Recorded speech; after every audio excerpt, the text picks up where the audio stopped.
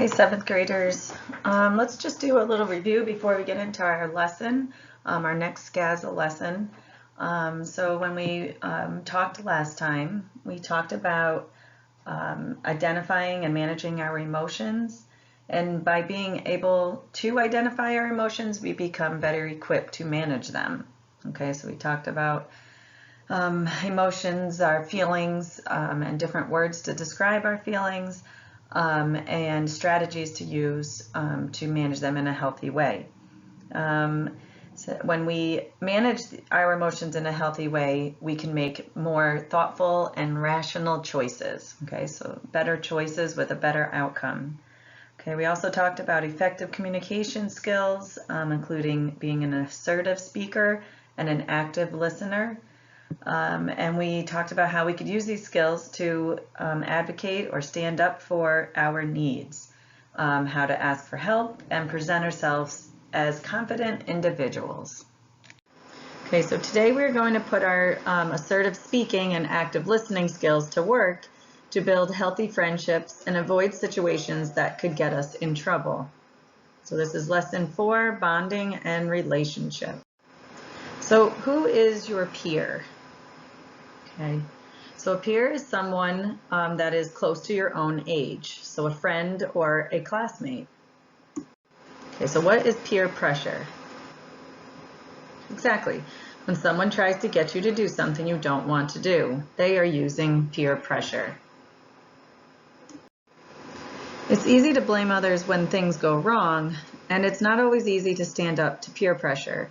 The pressure from peers can be difficult to resist, but we have strategies that can help us. So what is a strategy? That's right, a strategy is a plan.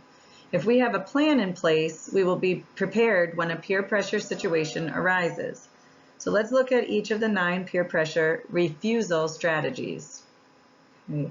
So the first one is steer clear. If you see trouble ahead, don't even approach it. This strategy allows you to avoid a situation entirely.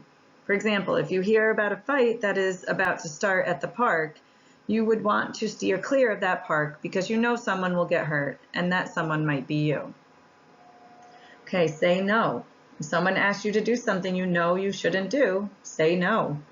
Don't get into a debate about it. Simply just say no. Okay, and if sometimes that might not work, so you might have to use a couple of these strategies. The next one is walk away. If you find yourself in a dangerous or unpleasant peer pressure situation, the best thing to do is to walk away and go to a safe place. Do not turn around or get in a debate, just walk away. Ignore. Pretend you didn't even hear the person pursuing you. Don't look in their direction or say anything. Just keep on doing what you're doing, and eventually they'll get the picture that you are ignoring them. And hopefully they will stop. Better idea.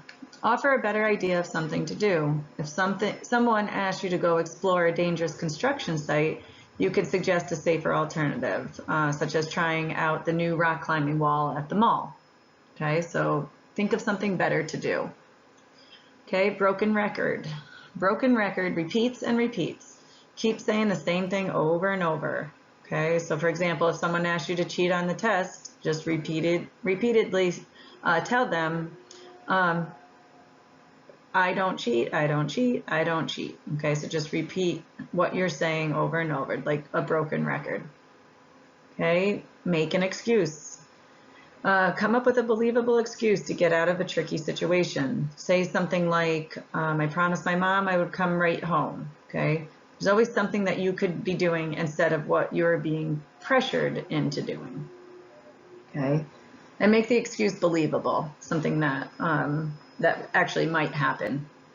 Okay, and the last one is reverse the pressure. So put the pressure back on the person pressuring you. You could say, why are you pressuring me? Or a real friend wouldn't try to make me do something I don't want to do. Okay, so those are 9 of the refusal strategies that you could use in a peer pressure situation. So we've been talking about peer pressure and how it affects our actions, but there's another kind of pressure. It's called peer influence. Okay, so sometimes we let our peers' behavior influence our own behavior.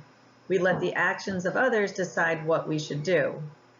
So if we are influenced by what our friends say or do, we should pick friends who will influence us to make good decisions. Learning how to socialize is a big part of adolescence, your teen years. During this time in your life, you will meet many new people and make lifelong friendships. You will also begin to determine the healthy qualities you want in a friend. So what do we mean when we talk about healthy friend qualities? All right, so a healthy friend quality is someone who is a good listener or an active listener, someone who's generous, dependable, honest, and responsible, forgiving, loyal, trustworthy, fun, and encouraging. Okay, so those are some healthy friend qualities, some that you could look for in a friend, and also qualities that you would like to be in order to be a friend to someone. Okay, on the other hand, we have unhealthy friend qualities, like someone who is rude or gossips, someone who is mean to you or jealous all the time, someone who's selfish or deceitful, so they tell lies, they don't tell the truth. Someone who peer pressures you into something you don't want to do, or someone that is judgmental. So forming and maintaining friendships takes work, and it requires effective communication. The healthy qualities that we listed here can help you express to your friends what you enjoy and appreciate about them. So likewise, the unhealthy qualities can help you identify and communicate the qualities that you will not stand for in a friendship. Sometimes all it takes is to say, hey, I need a friend who is trustworthy, not someone who gossips. The behavior of our peers, both positive and negative, can have a strong influence on our decision making. Okay, so when we associate with peers who have many of the healthy qualities we discussed, we are more likely to keep out of trouble and make healthy decisions and stay on course to reaching our goals. So I found a YouTube video on, the title is What Makes a Good Friend. It's about a 4-minute video on YouTube. If you exit out of, or escape out of the PowerPoint, you can copy and paste the link, okay, to YouTube, and you can watch the 4-minute video. It's really important to associate or hang out with peers who have many of the healthy qualities that we just discussed.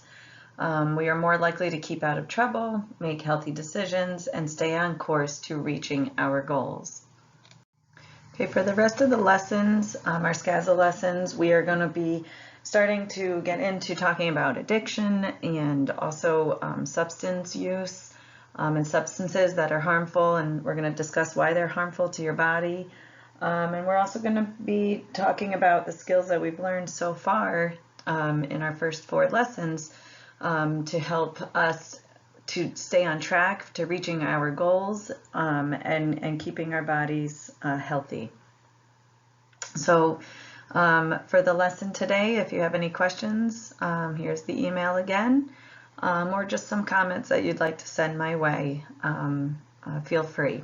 All right, and we will talk to you next time. Thank you.